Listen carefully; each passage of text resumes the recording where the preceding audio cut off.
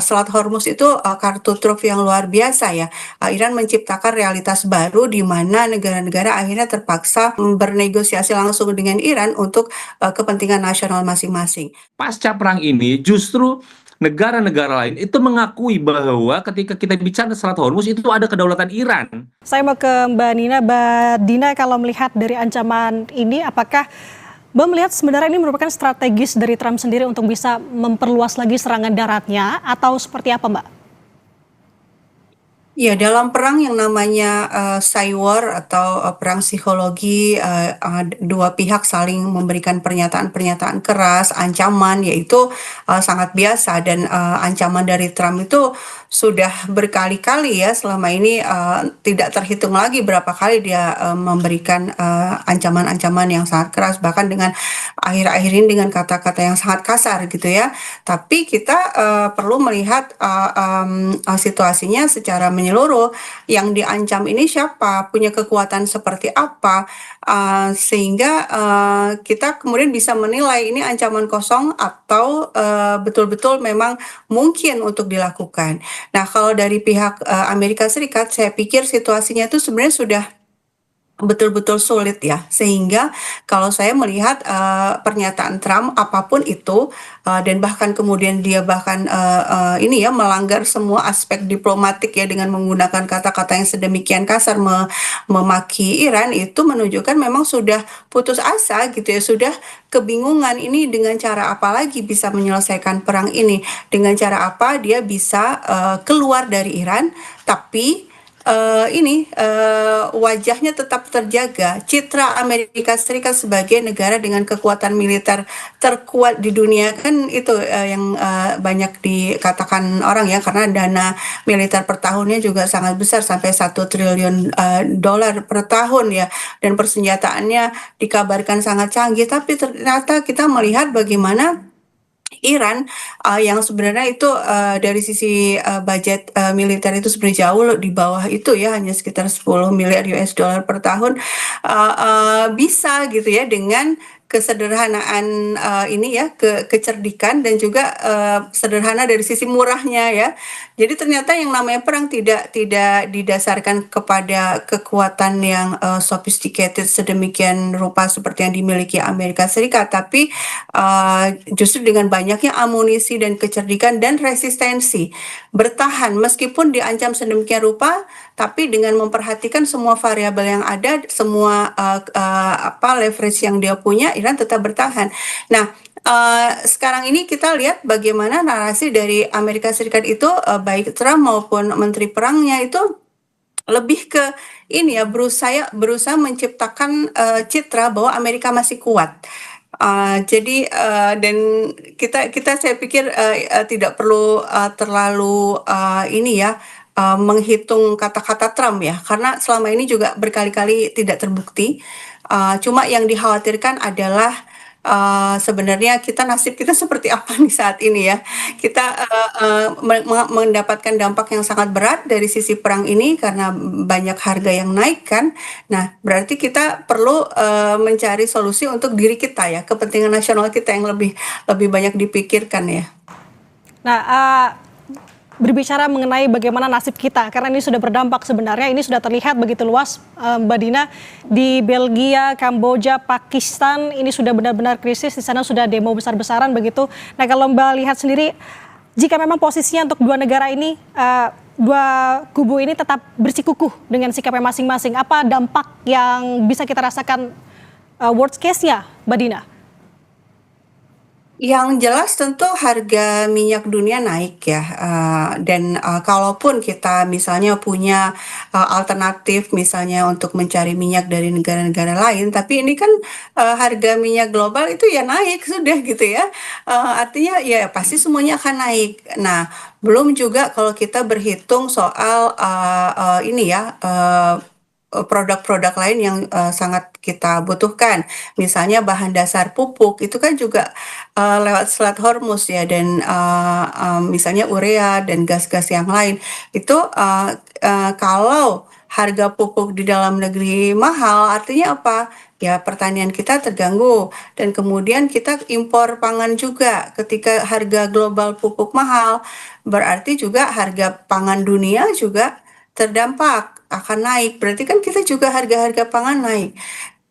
Lalu ya, artinya ini akan jadi efek domino yang semuanya akan membuat kita kesulitan. Nah, berarti solusinya adalah kita memperjuangkan ini supply-nya supaya kita tidak terhambat. Kalau kita lihat bagaimana negara-negara lain itu mengambil solusi masing-masing, ya artinya ya sudah, pikirkan kepentingan kita sendiri, itu adalah kan pendekatannya langsung ke Iran ya. Ya, bahkan negara Eropa pun juga mendekatinya langsung ke Iran. Apa itu? Karena memang Iran tidak menutup Selat Hormuz secara full. Dia hanya menutup kapal-kapal yang jelas-jelas milik Amerika Serikat atau Israel, atau yang mendukung Amerika Serikat dan Israel. Ya berarti kita perlu melakukan pendekatan langsung kepada Iran dengan menyatakan kita tidak mendukung agresi Amerika Serikat dan Israel, dan kita menghormati hak Iran untuk melakukan pembelaan diri. Dan ini sudah ditunjukkan oleh beberapa negara ya, akhirnya berhasil lewat ya, Malaysia, Thailand, kapal-kapalnya berhasil lewat setelah melakukan pendekatan langsung dengan Iran. Saya pikir ini langkah mitigasi yang paling bisa cepat, paling bisa cepat dan efektif untuk dilakukan sesegera mungkin.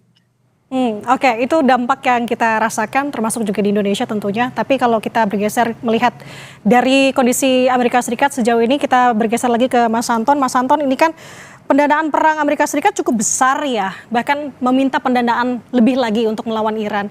Sejauh ini Anda melihat bagaimana sebenarnya kesiapan dari militer Amerika Serikat, apalagi dengan ancaman ultimatum yang terakhir ini? Jangan lihat itu dulu. Sebelum lihat itu dulu, kita lihat dulu apakah Amerika untung atau rugi dalam perang ini. Anda bisa cek bahwa data dari ekspor minyak Amerika Serikat pada bulan Maret itu justru meningkat cukup dalam. Ke Eropa misalnya naik 27%, ekspor ke Asia naik 2 kali lipat, lalu bahkan ekspor ke Afrika itu mencapai 160% kenaikannya. Jadi Anda bisa bayangkan bahwa di satu sisi Amerika juga cukup dapat untung ketika ada krisis minyak seperti ini. Itu satu.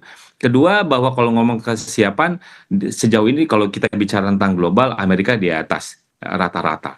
Bahkan kalau kita lihat di akumulasi ya, even ada Cina, ada Rusia, Amerika tetap unggul di mana-mana. Itu satu. Jadi kedua, Amerika tidak punya problem dengan apa namanya kemampuan militernya. Sekalipun misalnya dalam beberapa hari terakhir ada pesawat-pesawatnya yang jatuh ya, dan juga menjadi korban dari perang ini. Tapi sejauh ini Amerika tidak punya problem kalau misalnya dia ingin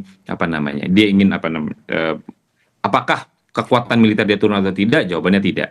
Gitu. Problemnya adalah kalau itu digunakan untuk melakukan serangan darat kepada Iran, apakah itu bisa atau tidak? Jawabannya bisa. Tapi apakah itu berhasil atau tidak, atau efektif atau tidak? Jawabannya belum tentu. Kenapa? Karena tentu saja itu membutuhkan sumber daya yang besar. Sementara Amerika Serikat itu juga punya perhatian pada banyak tempat. Belum lagi kita bicara tentang Rusia, Ukraina, kita bicara lagi misalnya tentang di Indo-Pasifik, gitu ya. Jadi dia punya punya perhatian yang banyak di global ini, sehingga mau tidak mau dia kemudian harus bisa mendistribusikan perhatiannya itu tidak hanya pada satu medan laga saja. Ini yang Amerika tentu harus banyak kalkulasi, walaupun juga misalnya dari pemerintah tetap mengusulkan untuk permintaan anggaran kepada Kongres untuk mendanai perang ini gitu. Dan mereka juga sedang melakukan simulasi apakah misalnya perang ini juga bisa didanai oleh negara-negara Teluk, yang negara-negara Teluk tentu saja bergantung pada mereka. Ini kan juga sedang mereka exercise. Mungkinkah itu kemudian negara-negara Teluk ikut menyumbang anggaran ini, karena memang ketika bicara tentang anggaran perang kan sangat sangat besar gitu. Jadi kalau di sisi Amerika, kalau mereka dapat untung, kesiapan militer mereka masih tetap tinggi, tapi problemnya kalau ketika mereka ingin melancarkan operasi darat, ini yang tentu harus dihitung sangat cermat. Strategi seperti apa? Apakah memang misalnya ultimatum itu akan dilakukan, apakah itu efektif atau tidak, lalu misalnya untuk pasukan seberapa banyak, tempatnya di mana, dan lain-lain, berapa lama, apakah memang bisa misalnya 2 sampai 3 minggu itu selesai, habis itu kabur gitu. Apakah itu bisa menyelamatkan muka Trump atau justru nanti malah membuat apa namanya buruk performanya, terutama untuk menghadapi pemilu di akhir tahun ini. Itu yang kemudian kalkulasi-kalkulasi seperti itu memang penuh diperhatikan oleh Trump karena dia dalam posisi dilematis. Di satu sisi ingin mengklaim bahwa dia dapat kemenangan, tapi kemudian kemenangan strategisnya sampai sekarang masih belum dapat. Tapi kalau misalnya dia pergi, itu juga akan mendapatkan political cost. Karena artinya apa? Oh, apa namanya, nggak menang apa-apa kok, main pergi-pergi saja gitu. Jadi, tapi kalau mau melanjutkan juga tadi cost-nya juga sangat besar. Jadi dengan kata lain, Trump ini lagi posisi sebenarnya terjepit. Itulah kenapa kemudian dia selalu berkali-kali melakukan ancaman, "Hayo, kamu harus damai. Ayo, kamu harus damai. Kamu harus apa namanya, unconditional surrender," misalnya. Jadi dia selalu menekankan agar Iran itu mengakui bahwa dia menang, apa dia kalah gitu, bahwa Amerika menang, dan itu tapi kan tidak ditunjukkan oleh Iran. Justru Iran yang tadi seperti disampaikan Bu Dina, justru Iran yang banyak mendapatkan keuntungan. Kenapa? Karena kemudian negara-negara lain itu kemudian bernegosiasi sama Iran. Yang tadinya Selat Hormuz itu kan tidak pernah dipalangin gitu ya, tidak pernah. Iran hanya sekedar mengganggu dan menunjukkan eksistensi. Tapi pasca perang ini justru negara-negara lain itu mengakui bahwa ketika kita bicara Selat Hormuz itu ada kedaulatan Iran. Karena itulah kemudian kita, negara-negara itu harus bernegosiasi langsung dengan Iran. Itulah yang kemudian disampaikan misalnya dalam pertemuan 40 negara-negara yang difasilitasi oleh Inggris misalnya. Mereka berpikir gimana kita bisa langsung bernegosiasi dengan Iran. Bukan bernegosiasi dengan Amerika Serikat, bukan bernegosiasi dengan Israel. Jadi dengan kata lain, bahwa ketika kita bicara tentang perang ini, apakah Iran mendapat keuntungan? Sedikit bilang, iya. Apa? Karena kemudian kedaulatan mereka di wilayah di Selat Hormuz itu sedikit banyak mendapat pengakuan secara de facto. Kenapa? Karena kemudian negara-negara itu langsung mau ingin bernegosiasi dengan Iran. Harapannya mereka kapalnya tidak diganggu dan lain-lain. Bagi saya ini yang kemudian sedikit banyak ada yang dapat untung, ada kompleksitas tersendiri ketika kita membicarakan tentang bagaimana perkembangan perang antara Amerika Serikat dan Iran, Mbak Nanda. Nah, oke, ini menarik Mas Anton, apalagi membicarakan mengenai posisi Trump yang terhimpit saat ini. Kalau kita melihat di harian Kompas dengan judulnya Trump berubah, Cina dan Rusia bergerak, di sini informasinya bahwa ketidakpastian situasi, Cina dan Rusia bergerak demi meredakan situasi. Sejauh ini, menurut pandangan Anda sejauh mana Cina dan Rusia akan bertindak? Ya, benar bahwa di satu sisi memang ada proses upaya perdamaian yang difasilitasi oleh Pakistan, Mesir dan Turki. Itu yang memang kita kenal. Tapi di sisi lain memang Cina dan Rusia itu juga ikut terlibat dalam ini karena bagaimanapun juga mereka tentu saja sedikit banyak terganggu. Rusia misalnya memang pada awal sudah mencoba membangun kontak dengan Presiden Iran untuk bagaimana mencarikan solusi, lalu Presiden Putin menelpon Presiden Amerika Serikat Trump menelpon Presiden Putin, kemudian juga ingin mencarikan solusi, dan bahkan Presiden Putin sudah dikasihkan candy ya, jadi sudah dikasih. Kenapa? Karena saya bilang candy karena kemudian sanksi yang selama ini diterapkan kepada Rusia kemudian dicabut. Gitu. Jadi memang, dan juga Cina juga demikian, karena bagaimanapun juga Iran gitu. Itu kan ally-nya adalah Rusia dan Cina. Jadi mau tidak mau ketika bicara dengan Iran, semestinya juga harus bicara dengan ally-nya. Kenapa? Karena ally-nya satu itu udah lebih besar. Kedua, dengan ally-nya itulah kemudian Iran bisa sedikit banyak diyakinkan. Karena bagi Iran, posisi mereka kan lemah ya. Jadi ketika kita bicara perang asimetris, ini yang besar sama yang kecil. Yang kecil ini kan cuma butuh jaminan. Iran itu kan simpel ketika dilontarkan soal 5 tuntutan dari Iran tuh. Yang kedua, hal yang pertama sebagai kondisi adalah satu, serangan berhenti, kedua, masa depan itu tidak terjadi lagi gitu. Nah, Iran cuma butuh assurance.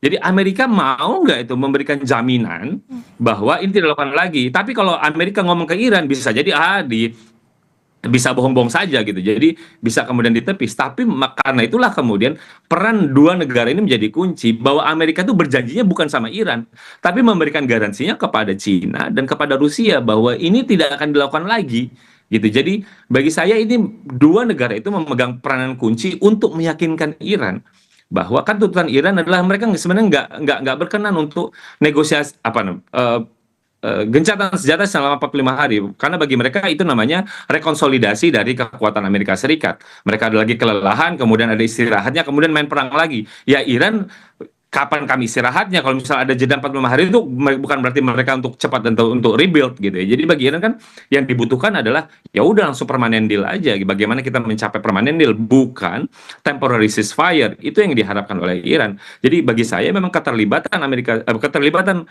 Rusia dan Cina akan menjadi krusial untuk meyakinkan Iran, karena bagaimanapun juga apa namanya, pertarungan ataupun konflik yang melibatkan negara besar jarang-jarang itu berhasil difasilitasi oleh middle power gitu. Jadi justru memang intervensi negara besar juga itu menjadi salah satu, menjadi kunci bagaimana kemudian perdamaian ini bisa tercipta. Jadi bagi saya memang dua negara itu memegang peranan kunci untuk kemudian meyakinkan Iran, karena bagaimanapun juga Iran melakukan serangan kepada Amerika Serikat dan juga tempat-tempat strategisnya itu kan juga dibantu oleh mereka, Mbak Nanda.